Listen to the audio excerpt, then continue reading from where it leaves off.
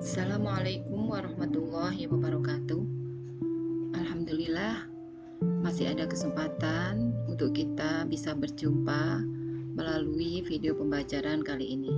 Semoga kalian tetap sehat dan tetap semangat untuk terus belajar menimba ilmu. Sebelum memulai aktivitas pembelajaran ini, alangkah baiknya kita berdoa terlebih dahulu dengan membaca basmalah. Bismillahirrahmanirrahim. Semoga kalian diberi kemudahan dan keberkahan dalam belajar. Senantiasa bersyukur pada Allah atas segala nikmat yang diberikan kepada kita semua. Jaga selalu kesehatan, rajin membantu orang tua kalian di rumah, dan yang paling utama, jangan lupa untuk selalu melaksanakan kewajiban kalian sebagai seorang muslim, yaitu sholat 5 waktu. Pada pembelajaran kali ini, kita memasuki bab berikutnya, yaitu tentang statistik, bagian yang pertama.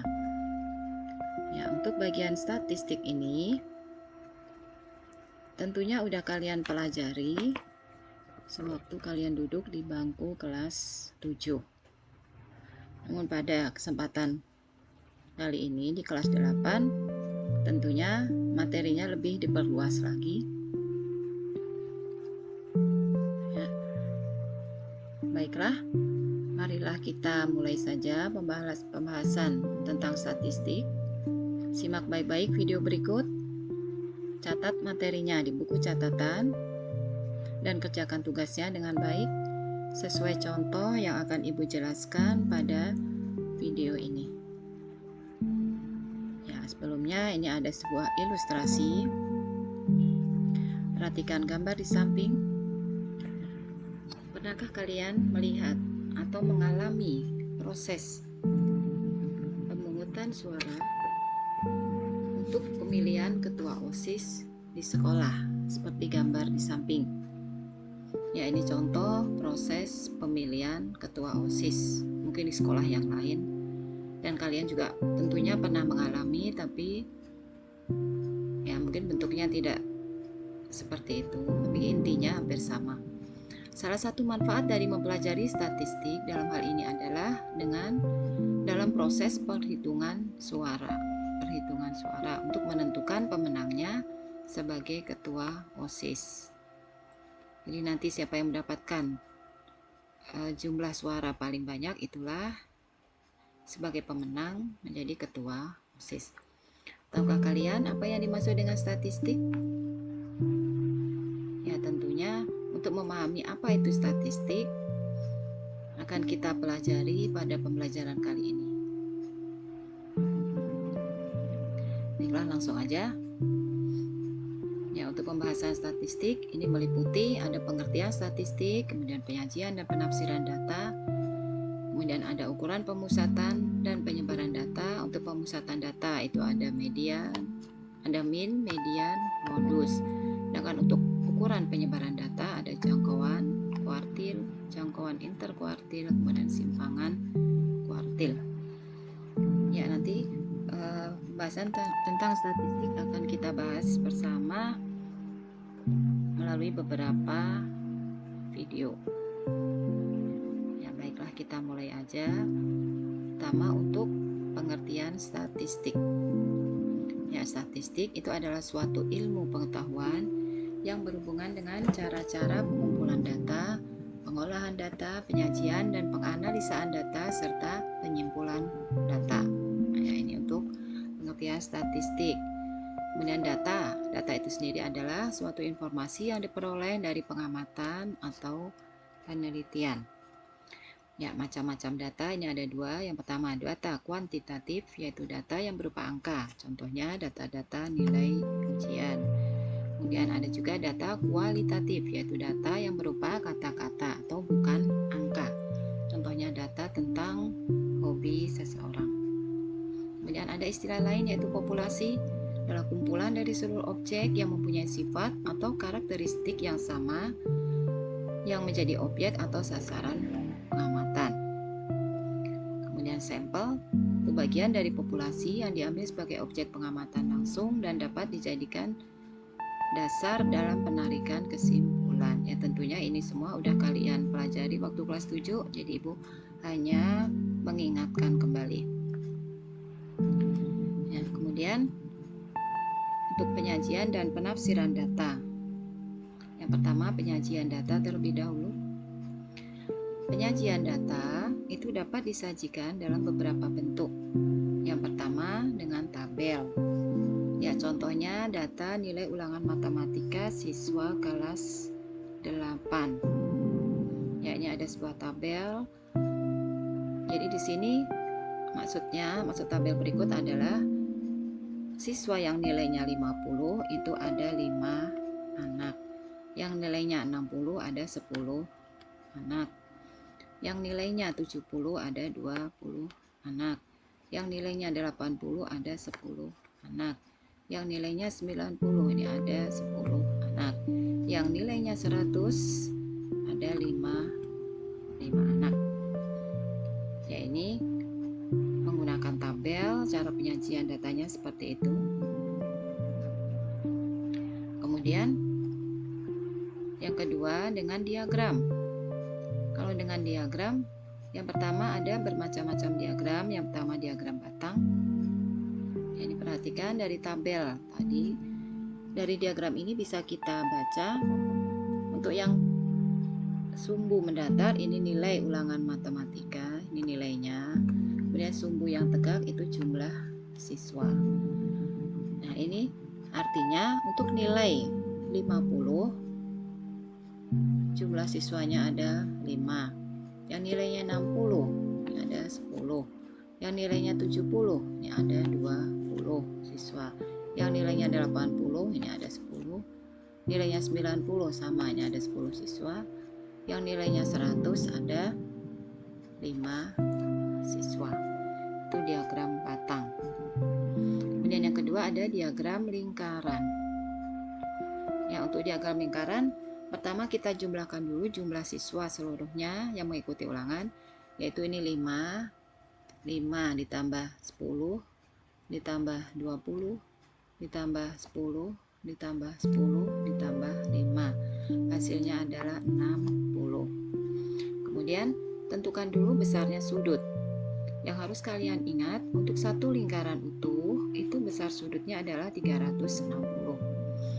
Maka untuk yang pertama, untuk nilainya 50, kita menghitungnya 5 per 60 itu jumlah keseluruhan. Jadi 5 per 60 kali sudut lingkaran adalah 360 derajat. Ya, untuk menghitung seperti ini, boleh ini dibagi terlebih dahulu. 360 dibagi 60 hasilnya 6. Maka tinggal kalian kalikan 5 kali 6 yaitu 30 derajat. Jadi yang anak nilainya 50 ini 30 derajat.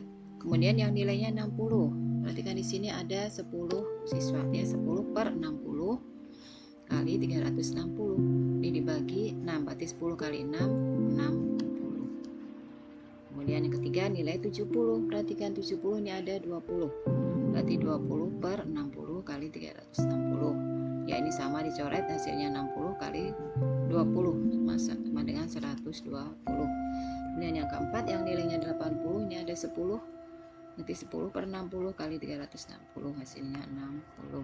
Yang nilainya 90 sama, ini ada 10 siswa, jadi 10 per 60 kali 360 derajat sama dengan 60 derajat. Kemudian yang nilainya 100, ini ada 5 siswa, berarti 5 per 60 kali 360 derajat sama dengan 30 derajat. Ya, kalau udah dihitung seperti ini, baru kita buat lingkarannya sebagai berikut. Di lingkaran, ya ini kamu ukur sudut-sudutnya. Untuk sudut 30, yang pertama berarti ini nilainya 50, sudut yang kedua ini 60 derajat, ini untuk nilai 60. Yang ketiga ini 120 derajat, ini untuk nilai 70. Yang keempat 60 derajat untuk nilai 80. Yang kelima 60 derajat untuk nilai 90. Kemudian yang keenam 30 derajat untuk nilai 100. Ya, kita lanjutkan. Berikutnya menggunakan diagram gambar atau piktogram. Ya, contohnya seperti ini, dari contoh seperti tadi, siswa dengan nilai 50. Perhatikan untuk satu gambar ini mewakili 5 siswa. Ini satu gambar orang. Nah, ini mewakili 5 siswa. Jadi siswa dengan nilai 50 ini artinya 5 siswa. Siswa dengan nilai 60 ini 15 siswa. Siswa dengan nilai 70 ini ada 20. Siswa dengan nilai 80 ini ada 10. Siswa dengan nilai 90 ini ada 10. Siswa dengan nilai 100 ini ada 5. Yaitu diagram gambar. Kemudian untuk diagram garis seperti ini. Ya, untuk garis sumbu mendatar nilai ulangan, sumbu tegaknya jumlah siswa. Jadi tinggal dituliskan nilai 50, jumlah siswanya 50 di sini. Nilai 60 jumlah siswa 15, nilai 70 jumlahnya 20, nilai 80 jumlahnya 10, nilai 90 10 siswa, nilai 100 5. Tinggal kita dihubungkan masing-masing menjadi diagram garis. Ya, kemudian untuk penafsiran data. Pada bagian sebelumnya kalian telah mempelajari penyajian data dalam bentuk diagram.